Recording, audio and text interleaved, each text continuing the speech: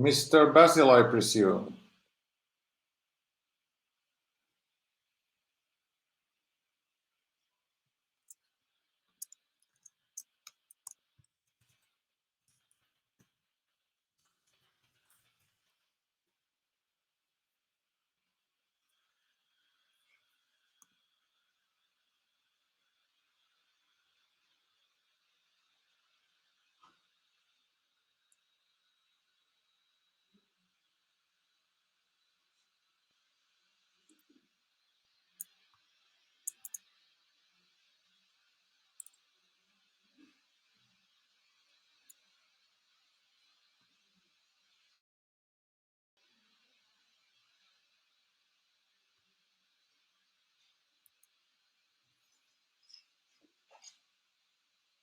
Hi, Daniel.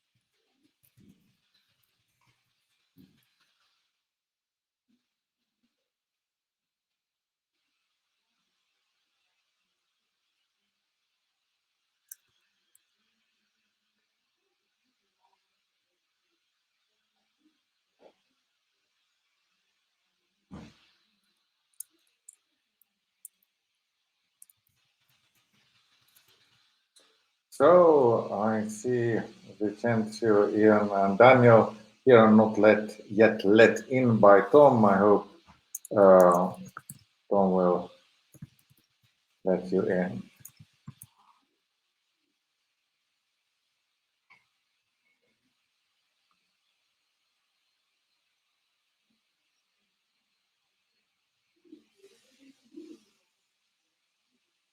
Oh yes, I see Ian.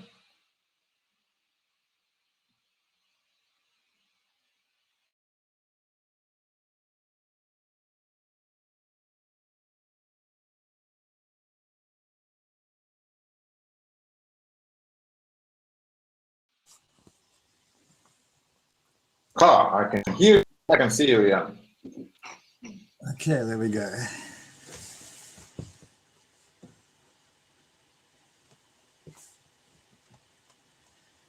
This is on mobile, so I can't see the chat. I'm trying to create another account and get in that way.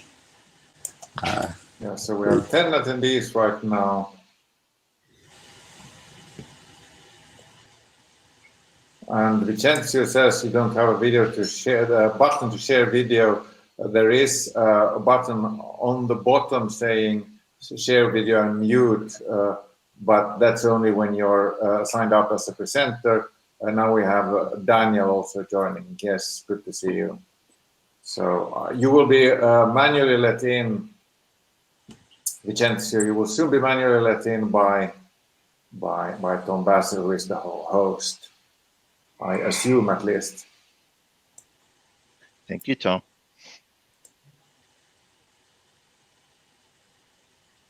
I see a certain Mr. Ciorbaru here.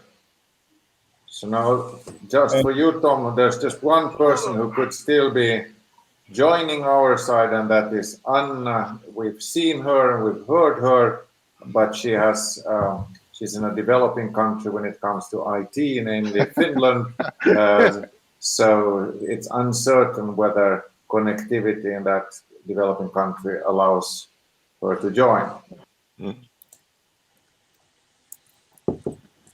Can all of you full screen the window? Welcome to Percona Live. You were quite faint. Say that again.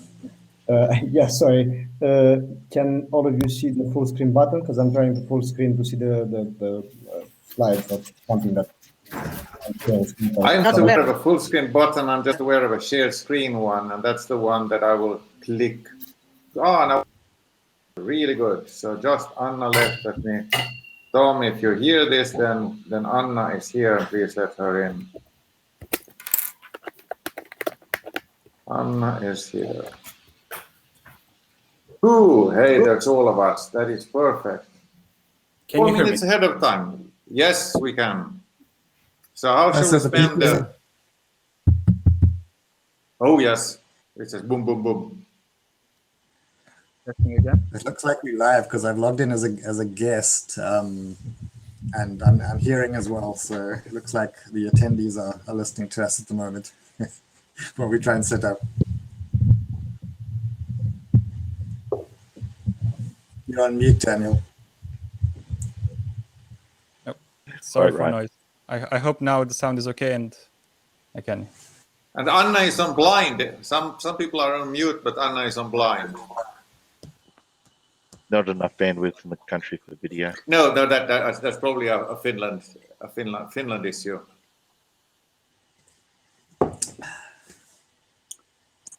So we have to figure out how to spend the following 3 minutes of our lives now before the session starts.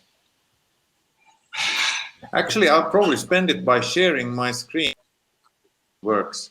So I'm hitting share screen and I'm trying to share the one that I want to share, and then you can see whether this makes any sense. Ta-da! Page slide number 1, and then present. So unfortunately, I do not see the rest of you, so I might be forced to ask for a bit of pings from you that I'm still live and you can hear me, or you can send some stuff over some other chat as in WhatsApp to me, but that will probably annoy everybody else as I do get a ping then.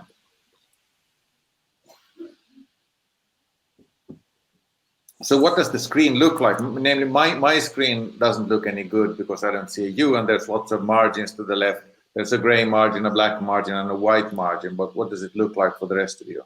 Yes, Kai, you need to try and share the whole screen, not just Chrome tab. I've seen this problem happening during the tech preview myself.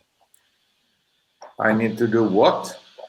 So stop sharing the screen, and when you select share screen, select the whole desktop.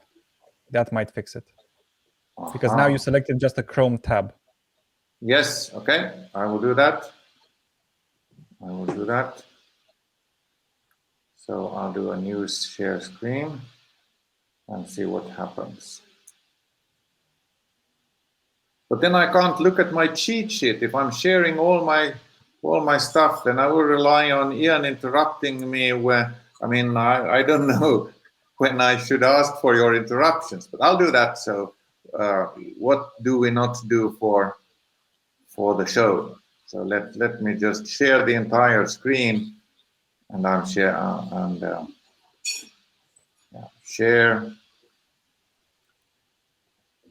like that. And then there should be some recursion here because I am sharing the entire screen. I don't know whether it's working here or not. Well, I clicked on share screen, and I'm picking the. So what does it look like now? Nothing for me. Good. Okay. Well, then I'll go back to this sharing just one Now tab. it works. Perfect. Oh, it works. Okay. Don't touch anything. Good. Yeah, I will right. not. It will have to present and showing the entire screen. So I'm relying now on your. If somebody of the other people on the panel needs to tell anything to me, please use WhatsApp. There's nothing I see on my screen, and we're now starting because we are at the hour, and this is a panel and a Q&A on collaboration in open source. So there's actually a keynote tomorrow which is very, very similar to this one, and our original intent was for this to be the in-depth for those who got interested about stuff presented at the keynote, but now day 2 is day 1 and day 1 is day 2, so we've changed the format a slight little bit, and the format will now be such that for the upcoming hour we'll do a bit of a presentation plus a chat at the very same time. So I will be interrupted by the others here on the panel. I'll set the stage for a couple of thoughts, and then I'll ask around, but not just ask around. I'm actively telling everybody, both amongst the listeners and the panelists, that it is intended for you to interrupt me, and I can assure the listeners here that we've looked this through, so there is a structure, there is an order. We won't just jump around in any random order on this. And for the those who are listening to this live and want to ask questions, you are very much welcome to ask those questions on there. I don't see the screen in front of me now. I just have my presentation, so I don't remember if you had to click Q&A or chat or whatnot. But there is a place for you to ask these chat questions, and my fellow panelists will be picking them up and asking them on your behalf. So as opposed to other talks where the questions will be answered at the end, yours can be answered as soon as a panelist picks them up.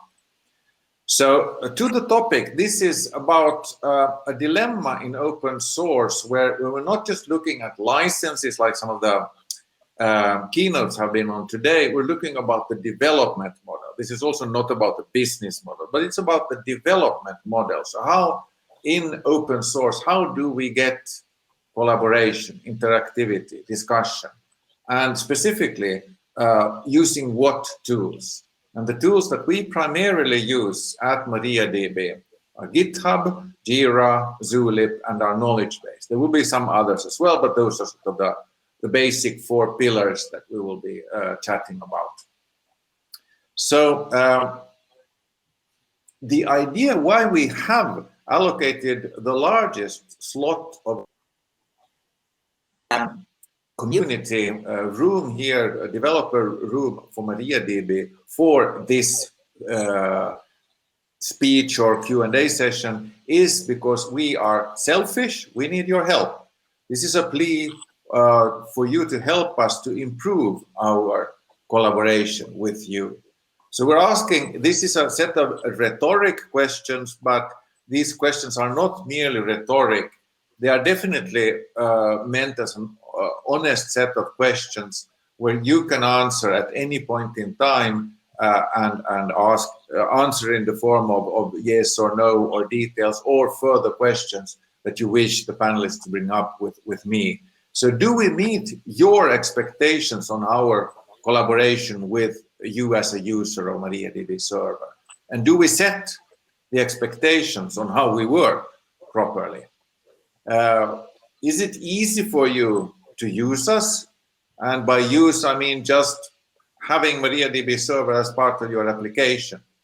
And do we make it easy for you to contribute to us? And by contribute, I mean anything from code snippets over documentation to specifications of new features or bug reports.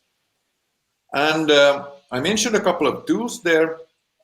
Those are the ones we use, but they might not be the ones you use. So are we present where you hang around? Should we devote some of our limited attention to other places? And this is almost a metaphysical question. Are we open enough? And everybody puts a slightly different meaning into the word open. But the honest feeling our side is that we are probably very myopic. We cannot look at ourselves with external eyes. So we ask you to compare and contrast us with other communities in open source when it comes to collaboration and interaction. How do we differ? It might be for good, it might be for bad. And those questions we ask you kindly to answer us during this session, primarily because then we can react on them. But if you look at this presentation later on, you can also email us at foundation@mariadb.org or me personally at kai@mariadb.org. So the format here, there's a presentation, but the presentation is not sort of first the presentation and then we have a panel and then QA. It's on a more or less slide by slide basis that we have this go through the topics. And the purpose of the panel is to ensure that we listen to what's happening on the Q&A stuff, and also because we have several different opinions inside the foundation and several different ways, types of background.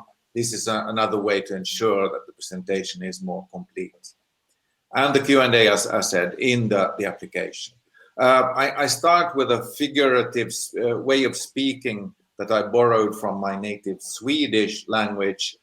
We have a saying, if you come to a cold house and want to warm it up, if you don't heat it up properly, you're heating for the crows. The heat doesn't go to the building, but it goes out the chimney. And what we want to avoid with proper collaboration is to avoid the risk to code for the crows, meaning we write code that isn't used, that doesn't even correspond to actual user needs in the worst case scenario. But there's often a frequent situation where our code does correspond to what users need, but they're not just aware of us having developed that feature back in MariaDB 10.3 or whatnot. So our metaphysical question here is how to code for the crowds. And after this slide number 4, I think this is a proper place also for the other panelists to interrupt me and say, think of X, or we should also bring up Y. So this is a brief overview of First of all, our chairman of the board, Eric Herman, sitting there pondering some coding problem in the picture, but it's also an overview of the 5 pillars. I said 4 pillars last time, now it's 5. It grows with time, that we build our interactivity on. So GitHub, everybody knows, the code repository, that's the world's largest code repository, doesn't need much of a presentation. We use it as a code repository though. And then Jira, an issue and project tracker that is industry standard. Some people might expect us to use GitHub also for those for issues, meaning both bugs and feature requests. We do not do that for MariaDB Server. I didn't mention earlier WordPress. Of course, that's the tool we use for blogging, and that's an industry standard tool. Blogging we usually do much like everybody else to catch the interest and point and set expectations and in a free format, but it also very often is a pointer to what's happening on GitHub and what's happening on Jira. Now we move on to something which is a bit less standard, and that's our group chat application, Zulip. Well, it's not ours, it's the one we use. You could quickly describe it as an open source Slack alternative. And that's the way in which you can interact with us and chat and get our opinion and point to stuff that you think where we haven't understood properly or that we need to delve deeper into in some way. And then there's the 5th leg here, which is our knowledge base. It's the wiki-like documentation tool that we have. And in one sense, it's a bit of an odd bird here. It's homegrown at MariaDB. So it's wiki-like, it's in that sense a very standardish thing, but the tool itself is not, unlike GitHub, Jira, WordPress, and Zulip, is not used by a huge user base. It's ours. And that is because we haven't seen as much as with the code and with the project tracking and blogging and chatting that there would be emerging standards. So that's sort of the overall picture of what we want to be doing and saying here. And I seem to remember that at this point there was something that Ian wanted to point out. Do I remember Ian correctly? As far as knowledge base goes, I mean, it is a homegrown solution, but it's also a wiki, which is a kind of standard solution. I see in our Q&A we've got a question about whether it should be part of the GitHub code and include changes. Every time there's a code change, it becomes part of the process. At the moment, it's not. It's a separate process. And I guess the plus side of that is that it is a wiki, so the barrier to entry, to make a change, to make a contribution is very low. And some of the developers are very good. You know, when they push some new code, it's well documented. It goes onto the knowledge base before or as the code is made live, and everything's great. But there's quite a lot of code that gets pushed without being documented in the knowledge base, and that could mean that it's documented in Jira and has to be transferred to the knowledge base, or just that it's not been documented at all, and then usually that ends up lagging a little bit. So that's an area that definitely could do with some improvement. I think that there's also I think it's a bit disappointing in some ways that this division of labor, where there's now an enterprise documentation and then the knowledge base. So effort gets put into the enterprise documentation, and that content doesn't come across to the knowledge base. So that there's, in some cases, the knowledge base is more up to date. In some cases, the enterprise documentation is more ahead, and that's disappointing to me. Yes, if there's comments around that, those would be very welcome to us to guide our thinking and get actual user comments on the issues mentioned here by Ian. So I think we even have a comment already from Valery. He made a very good point that if documentation falls behind, it's basically it's like the code isn't even there because people don't know about it, they cannot use it. So I think it's this brings up a very important point of we need to prioritize documentation, because our project is only as good as its documentation, basically.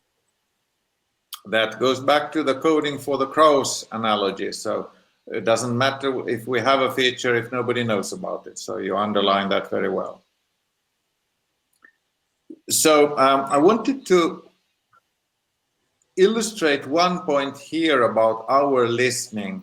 So looking now specifically at Jira, there's a slide here with lots of small characters, and you don't need to be able to read all the text. I will though point out some items from this. So this is an example of how we listen to you as the users of MariaDB server. So you as a user can vote or watch Jira issues. So those are the features and even the bug reports on MariaDB.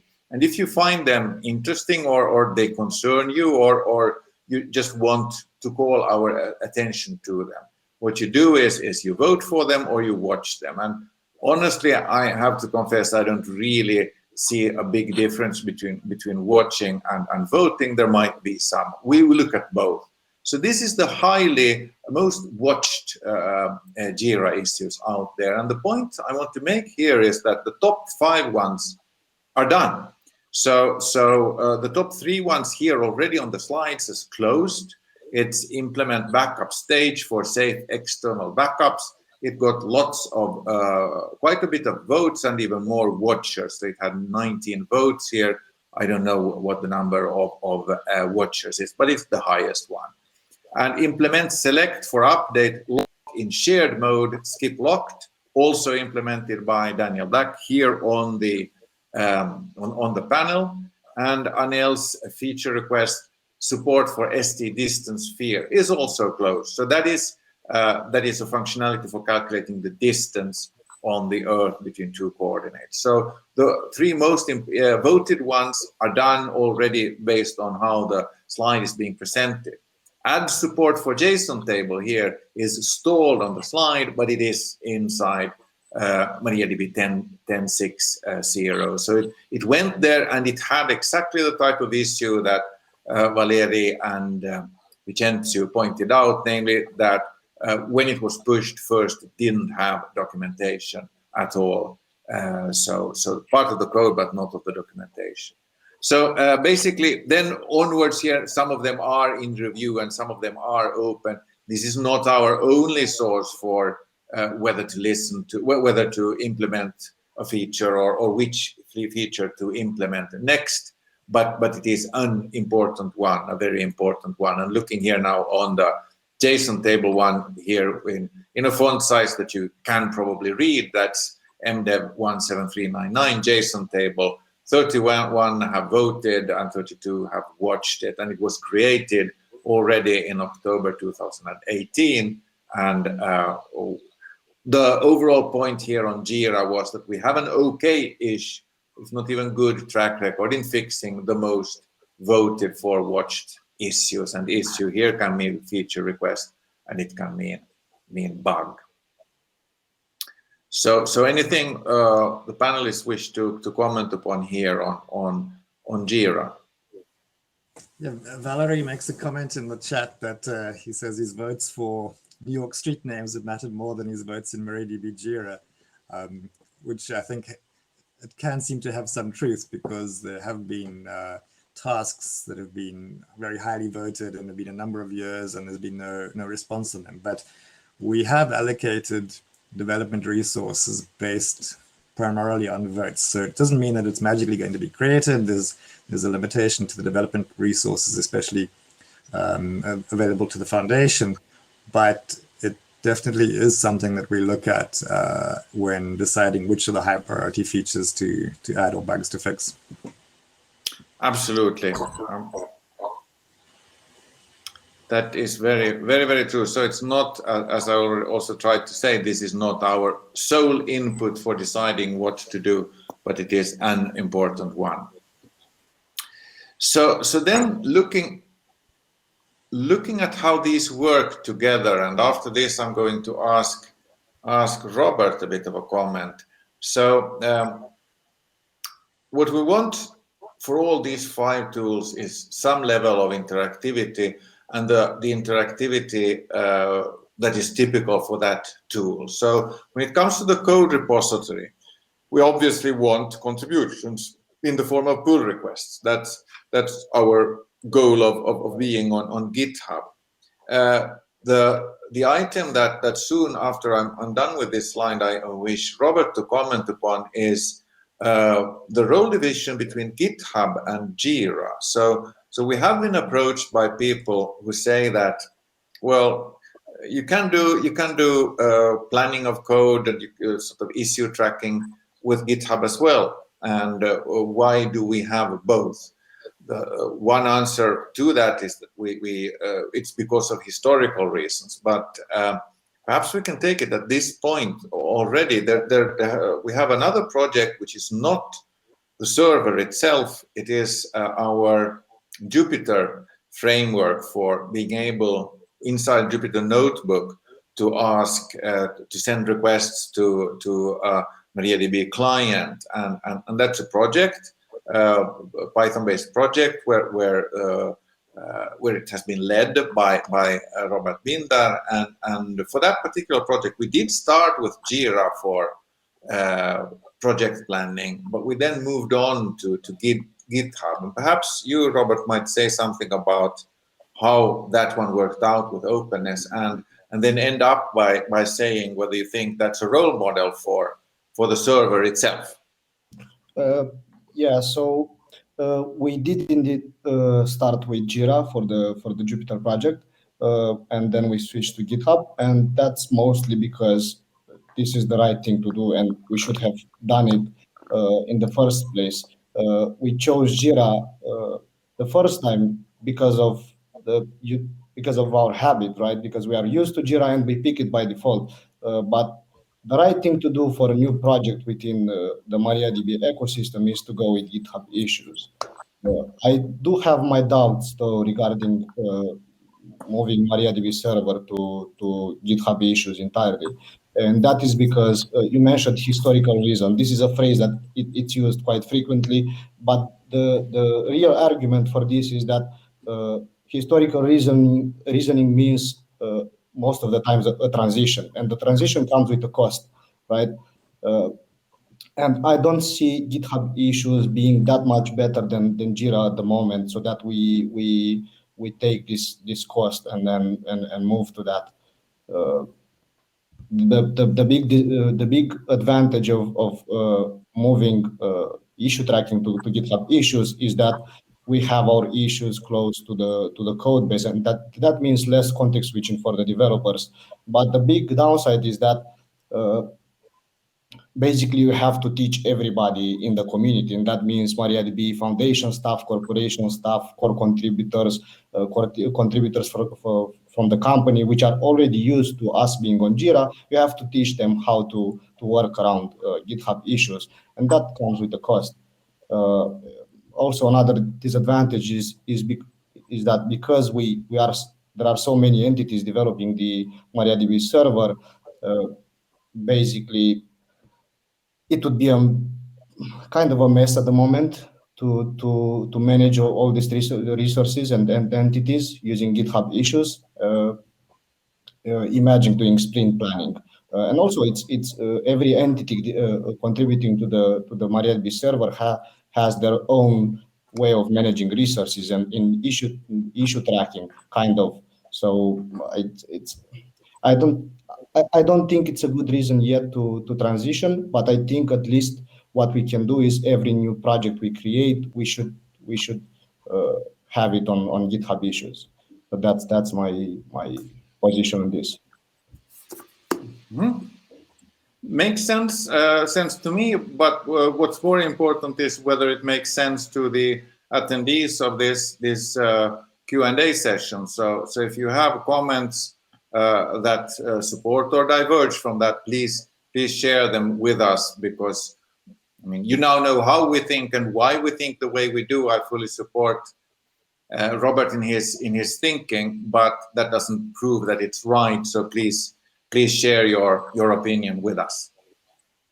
So moving on the other tools here, WordPress for our blogging. Yes, we do like comments on our blogs, but primarily we think of WordPress as a broadcasting tool that we want readers for.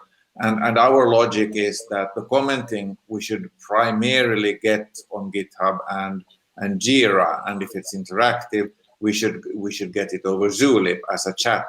So WordPress blog comments is not the primary goal of ours to have.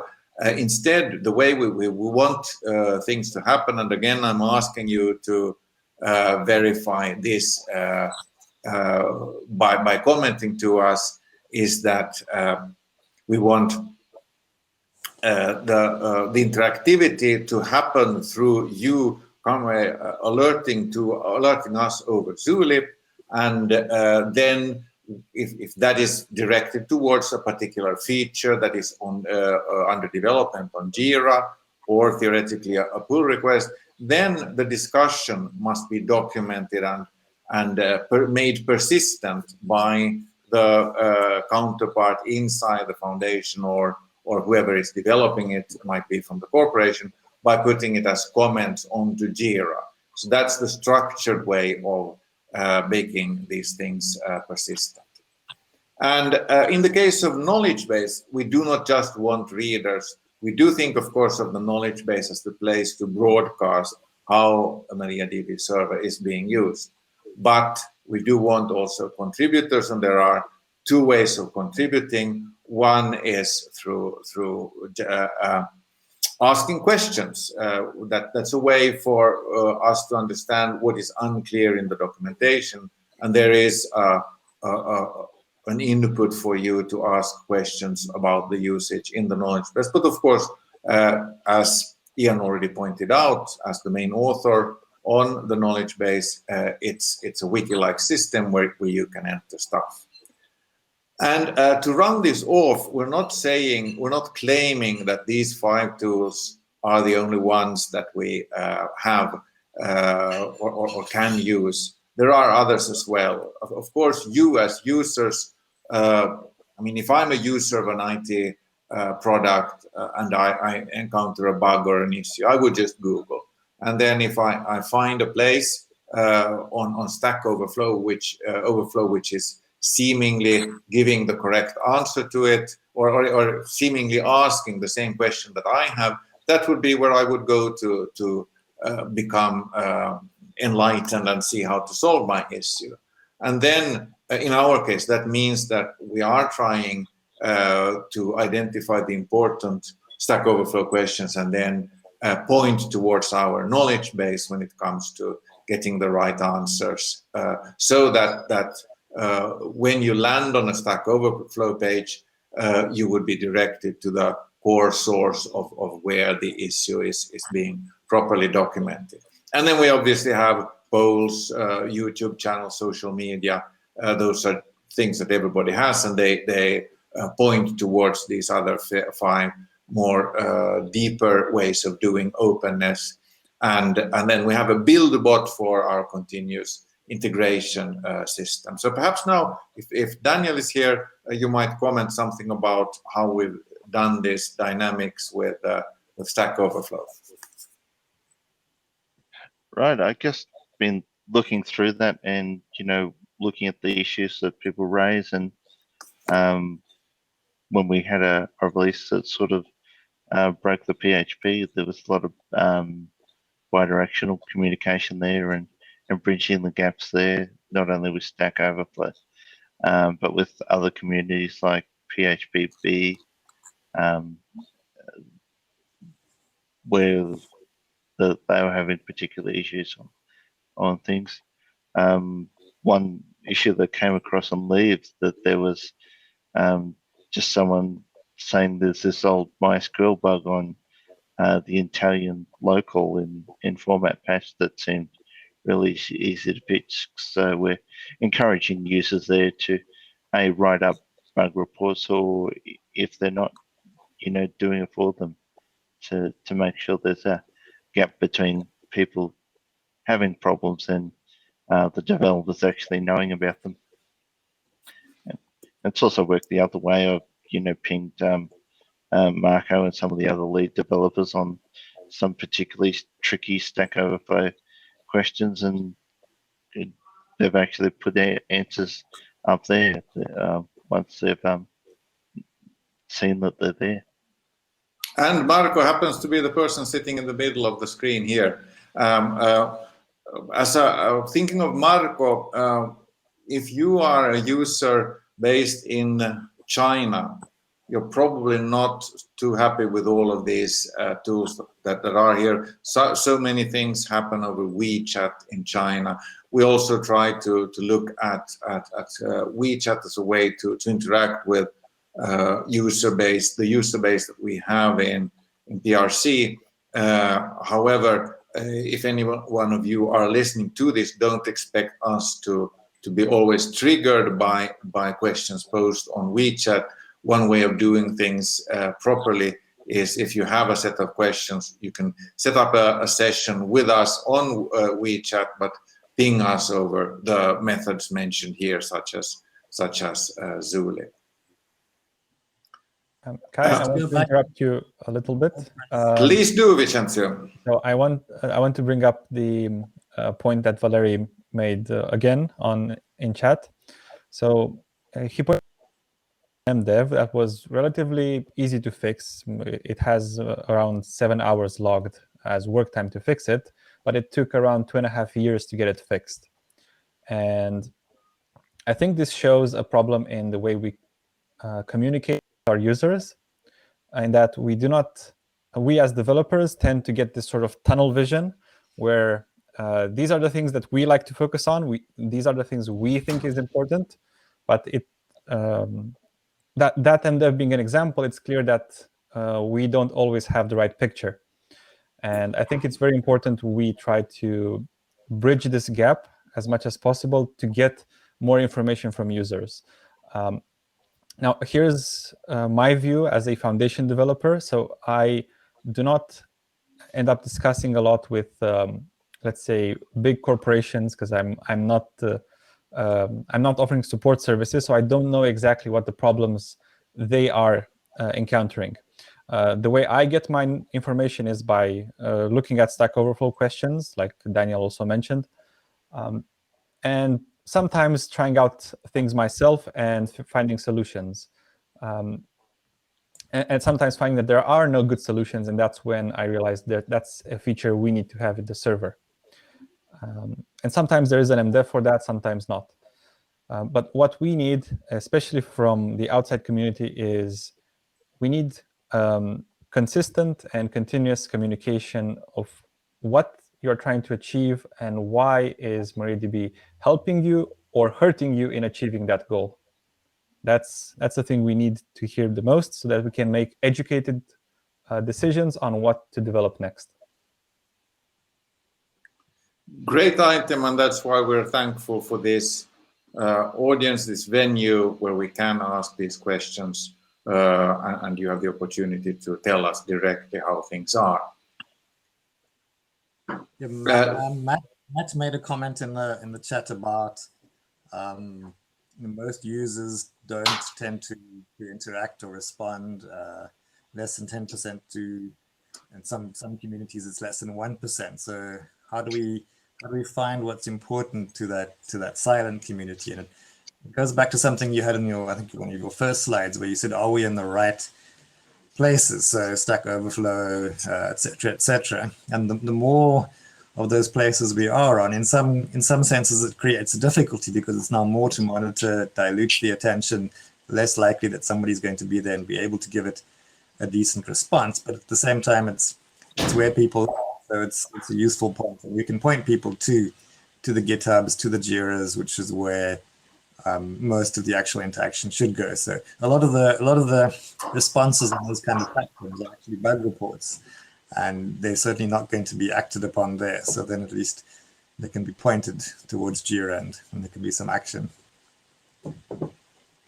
Yes, you're touching upon a topic which is here on slide 8, the types of developers that we have. So we've traditionally distinguished between users and developers. So users of MariaDB would be those that develop applications that use MariaDB. And developers of MariaDB server would be those who come with contributions that change the actual server code base.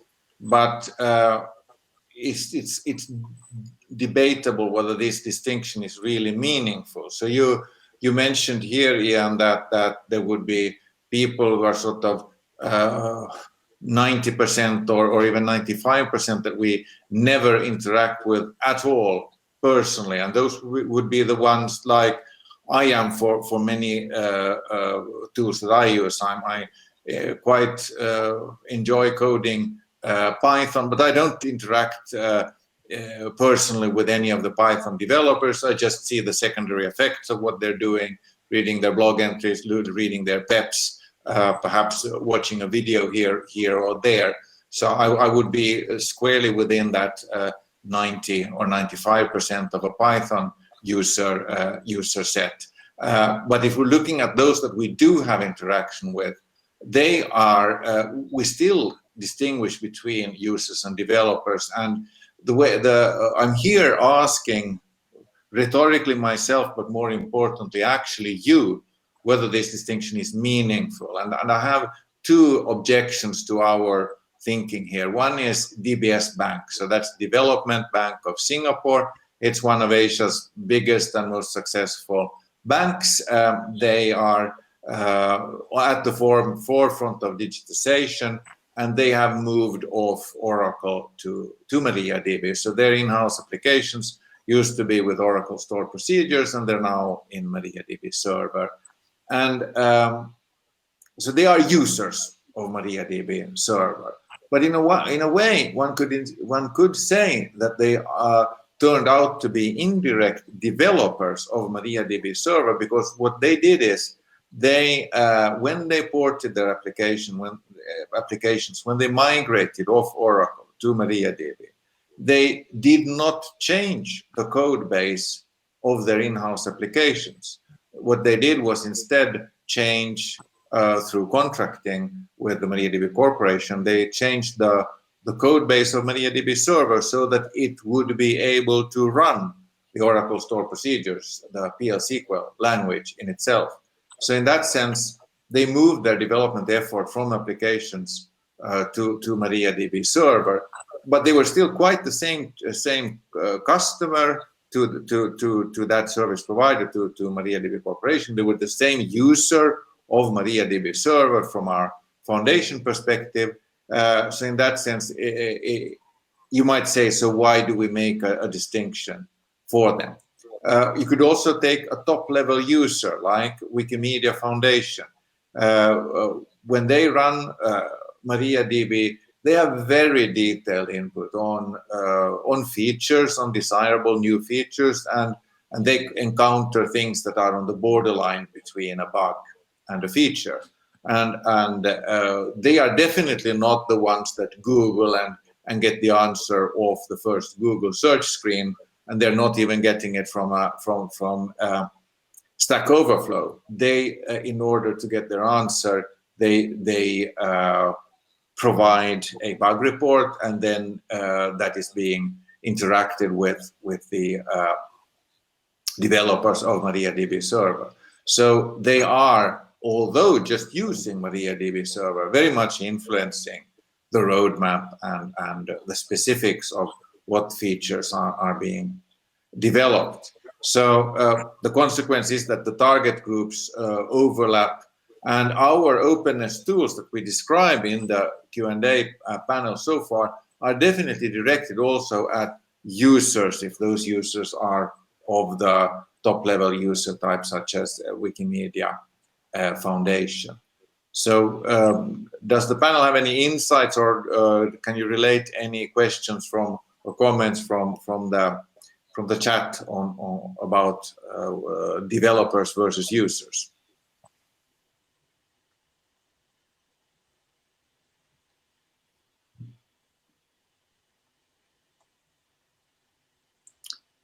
Does not seem like that. So then let me move to the next one, and that is one where this is a core slide of the entire presentation. And here, if you can provide us with insight, it would be dearly appreciated. So it's about psychological fallacies and challenges that I believe are very typical to the IT industry. So information overload, who doesn't suffer from that in some way? And the fallacy here is that we do not usually give attention just rationally, but we are driven by interruptions, and we're driven by other human things. And when I say we, I'm not just talking about we, the developers of MariaDB server. I'm talking about we, the general we as users of MariaDB as well. So our question is how to direct the attention of the user base to the right Jira entries, so that you know that, hey, this feature is something we've contemplated, so that we don't get the situation that Vicențiu was mentioning, where 7 hours of development had to be spread over 2 years. And how do we direct the attention to the right PR, pull requests, blogs, and Zulip discussion? Basically, how do we improve the signal-to-noise relationship in all tools, so that, for instance, we don't have spammy chats in Jira, but the chat level thing happens in Zulip, and Jira has just a complete but still brief summary of it. And the best, here I have a suggestion for you if you wish to contribute in the form of bug reports. Do look at the presentation by Sanya, by Alexander Bielkin. It's called How to Get Your Bug Fixed Fast. And there's a URL here, mariadb.org/fest2020/bugfix. So he had a really, really good presentation at last year, September's MariaDB Server Fest. That's a way for you to reduce the overload of information our side, and hence make it very likely that your bug will get fixed properly, so that, for instance, we can reconstruct it to begin with. So that's one challenge. Then we have the fallacy of messenger bias. So if there's a crashing bug that's discovered by a Google Summer of Code intern, it's not going to get the same attention in MariaDB as the very same crashing bug as discovered by a user. The external view is always more important, but that's something that is not at all typical to MariaDB. It's just a human thing that if somebody from a distance says something, then even though that fact has been known internally, and there might be people saying, I told you so, it gets a different attention if it is external. The same goes that with internal messengers. If it's the founder of the project that finds the same crashing bug or says something as the Google Summer of Code intern, it also obviously gets a different attention. So our challenge here is to ensure that we are focusing on the important stuff. We seem to be focusing on what is urgent, or what seems to be urgent, as opposed to the important stuff.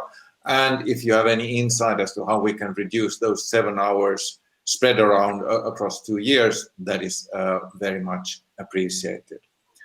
A third fallacy here that I wish to go into is this, what I call only code matters, or only new code matters.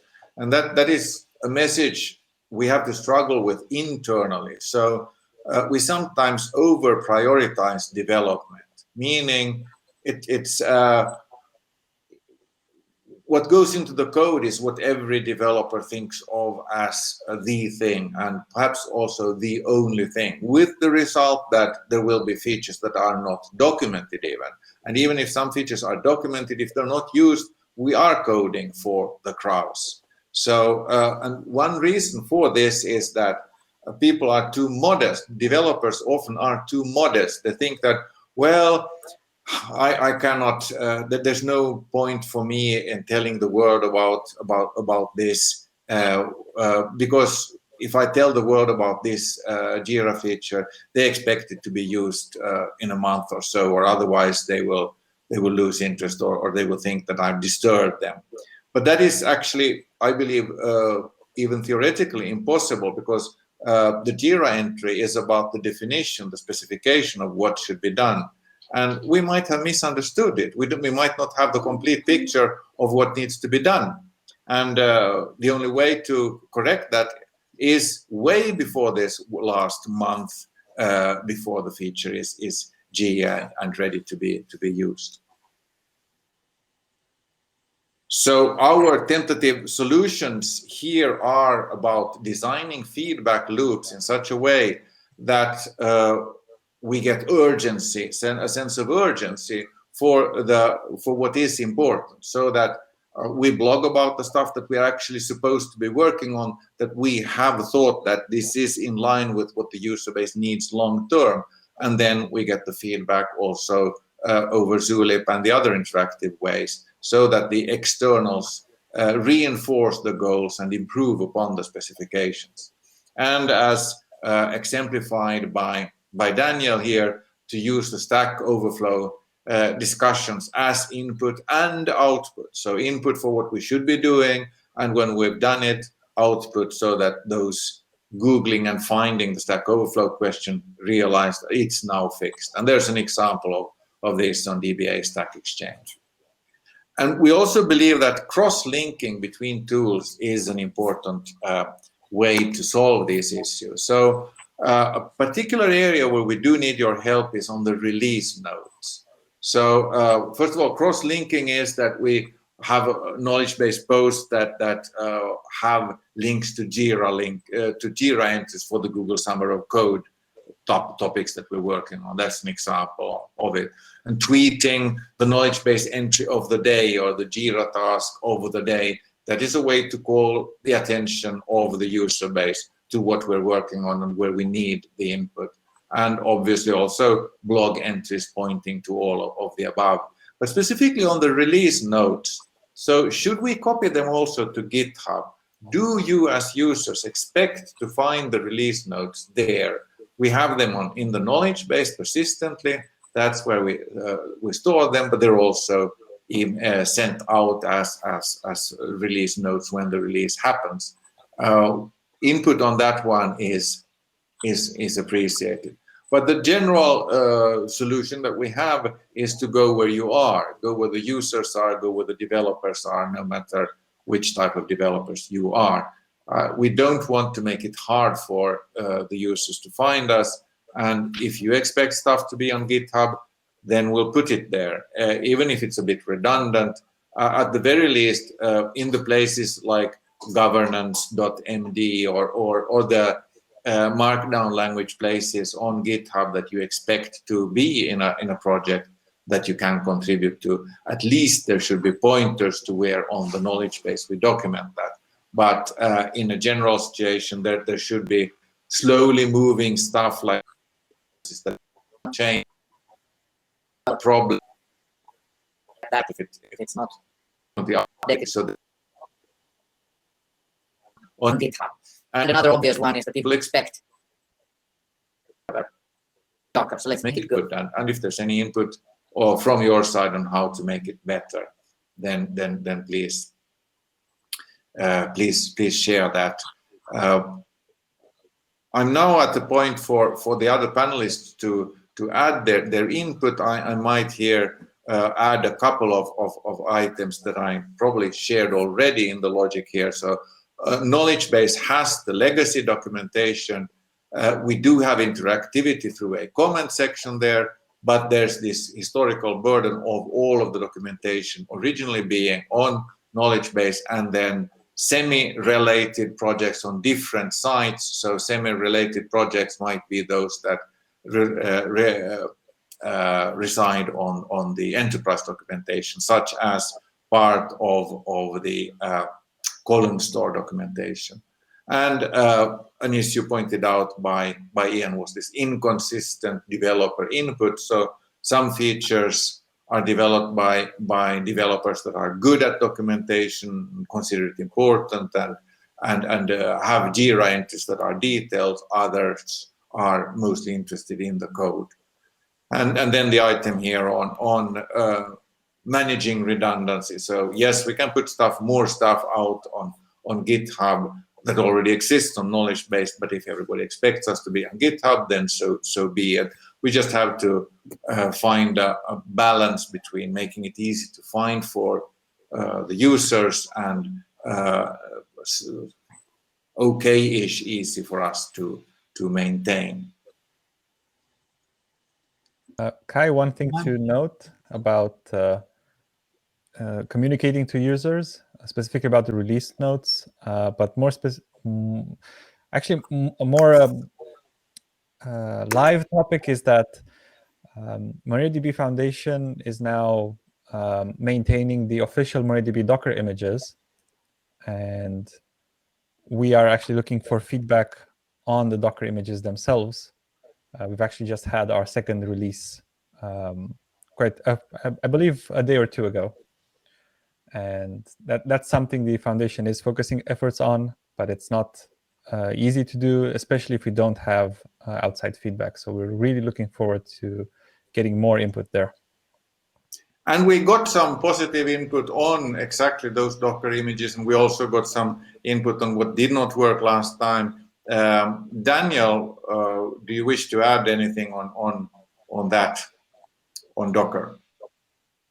It's something that we really only just took over quite recently. The corporation actually partially wanted control, and somehow I ended up taking over. Anyway, fun thing. But we're looking at improving things like you've now got a greater complexity of passwords that you can actually use, where you will do hopefully in the next day once it actually gets released out, and startly working through issues to make them cleaner and add some more features in there. Making things like MySQL upgrade as part of it, along with like simplifying some of the underlying technologies like the MariaDB install DB that needs a bit of a cleanup underneath also, and that should make it smoother for everyone, not only Docker, but for all our distros out there as well. So there's a lot going on. On Kubernetes, I think we'll wait until we get Docker under a sane level of control and get the CI's tests up and running against the server before it gets released, and that's kind of things. And once we get that, we might have some time and bandwidth to move on to Kubernetes operators, etc. But we've certainly been following those in the talks today and tomorrow, and we'll be closely following with lots of notes. Absolutely great. Thanks, Daniel, and thanks for giving such a coherent response at a very odd time of day in Canberra. I suppose I'm not sure when it is, but that was good. So an item that I also want to underline, and I touched this already, is blogging. So we should take blogs seriously, and we need your input about your thinking of how whether our serious attitude towards blogging is what you would like it to be. So we have this balance between taking blogs too seriously and not taking them seriously enough. So the false taking them too seriously, it means that, well, I can't blog about this topic, it's too small, nobody's interested in it, I will just distract people, and it's not a ready feature anyway. Otherwise it will be uninteresting, so I will not blog. But that then creates the situation of not having the feedback loops. That means that we don't get the rah-rah or the rotten tomatoes, or you do not understand the need of the users properly, you should do it slightly differently or completely differently. Which means that by not doing such a blog about a feature that is under development, we neglect the user input, or we do not guide the product in the direction desired by the user base. Also, an overview of, hey, these are the most important things we should be looking at, and this is based on your votes. we could do such a blog, and then you could realize that, hey, there's at item number 7, there's something that really is number 1 for me. I need to vote for it. So that would be taking blogs seriously enough. We must not have the excuse of just doing development instead, because this communication would be disturbing people. And I think this feeds to the discussion we've had all along this panel, meaning that code that is not in use is no good. So code that is not documented is impossible to use, but even if it's documented, it doesn't mean that the user base knows that it exists. And this is a common denominator of what's happening at events.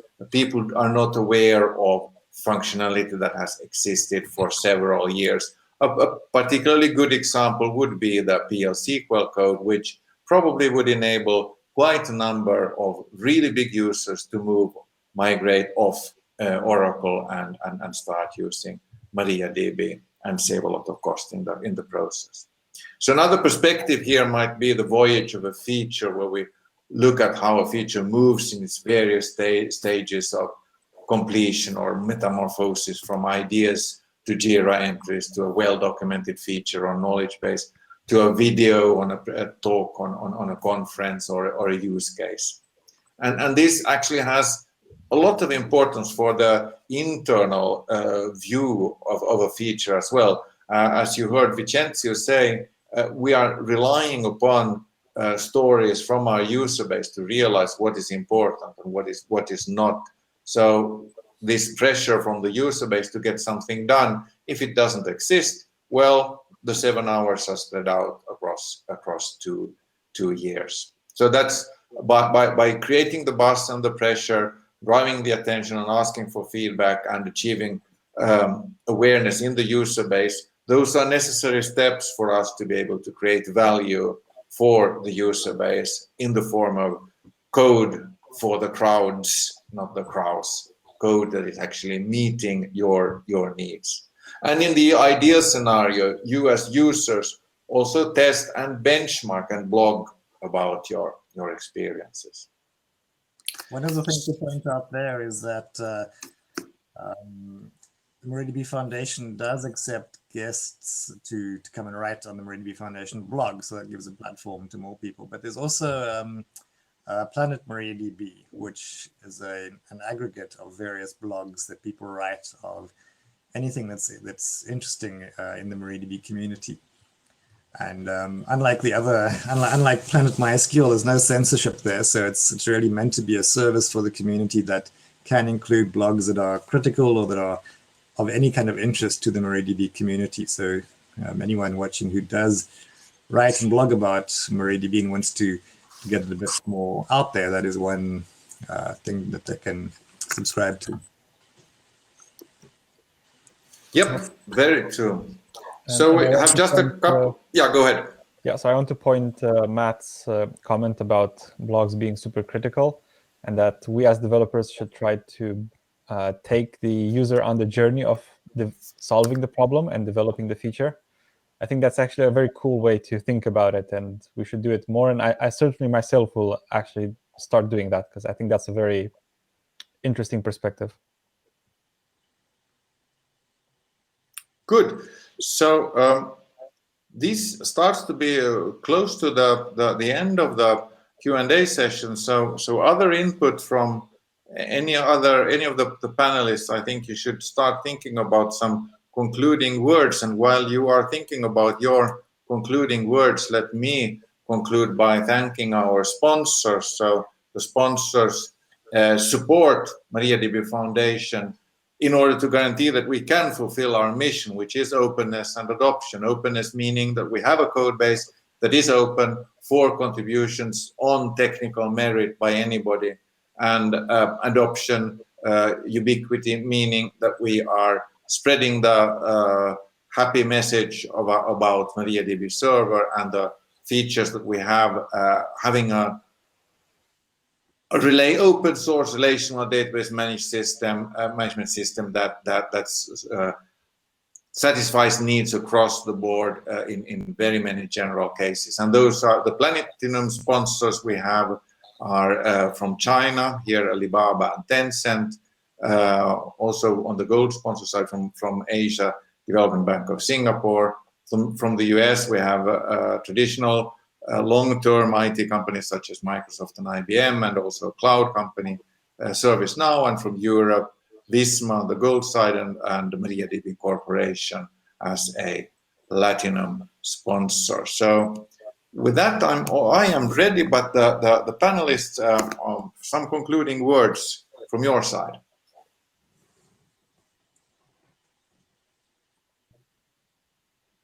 Who's first? Well, you asked, so Robert, go first.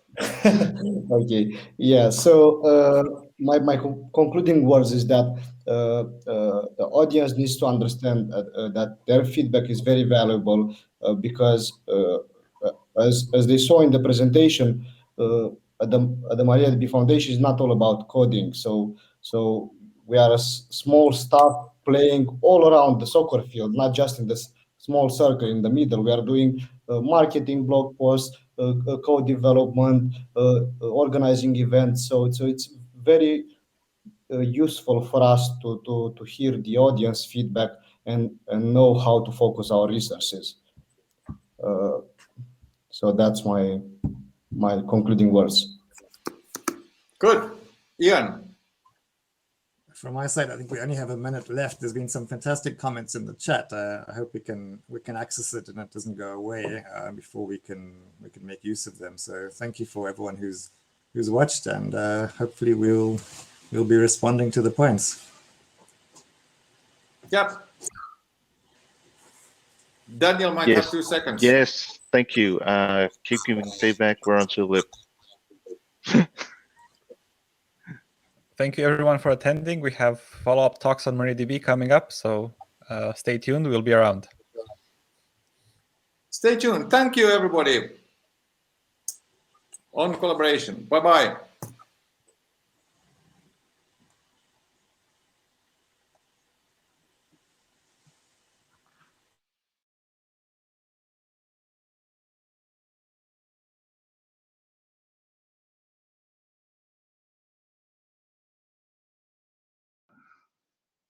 So Kai, if you're interested, it's now 4:30 a.m. Yes, so yes, let know. Okay. Can you still sleep? I've woken up a bit after this. Actually, it's been great. Okay. So I will eventually. And working on the Docker issue as well. It was overcomplicated I mean, it was not easy to understand even the exact questions. That was very valuable. Good. Now you are on mute, but I think we're done here. So bye.